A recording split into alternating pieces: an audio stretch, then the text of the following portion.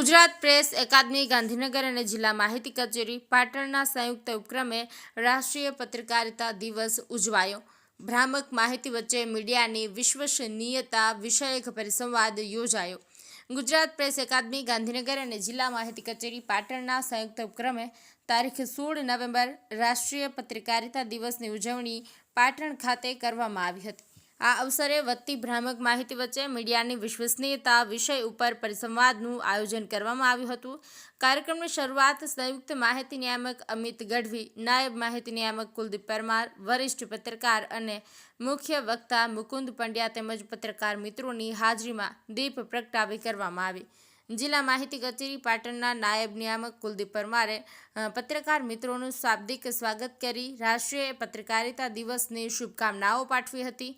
આ પ્રસંગે સંયુક્ત માહિતી નિયામક અમિત ગઢવીએ લોકશાહીમાં મીડિયા ચોથા સ્તંભ તરીકે ભજવાતી ભૂમિકા, બદલાતી પરિસ્થિતિ અને સંજોગોમાં મીડિયાની જવાબદારીઓને રેખાંકિત કરી વિગતવાર માર્ગદર્શન આપ્યું।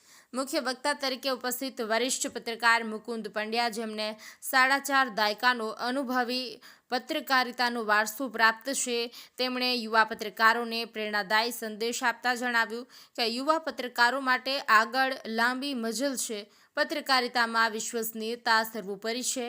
વિશ્વાસપૂર્વક સમાચાર ન અપાય તો સામાજિક સ્તરે તેની ગંભીર અસર પડે છે, જેમાં તાજેતરમાં અભિનેતા ધર્મેન્દ્રના પ્રસંગે દેશે અનુભવ્યું। રાજકારણ, ક્રાઇમ, શેરબજાર અને ફિલ્મ જગત મીડિયામાં વિશાળ સ્થાન ધરાવે છે, પરંતુ પત્રકારોની ગુડવિલ જાળવવાની જવાબદારી તેમની પોતાની છે। કોઈની ગુડ બુકમાં ન હોવા છતાં વિચલિત થયા વગર સમાજની અપેક્ષાઓ મુજબ કાર્ય કરવું એ પત્રકારની ફરજ છે। કાર્યક્રમનું સંચાલન માહિતી મદદનીશ રિંકલ પરમારે કર્યું હતું, જ્યારે આભાર વિધિ માહિતી મદદનીશ જિગ્નેશ નાયકે કરી।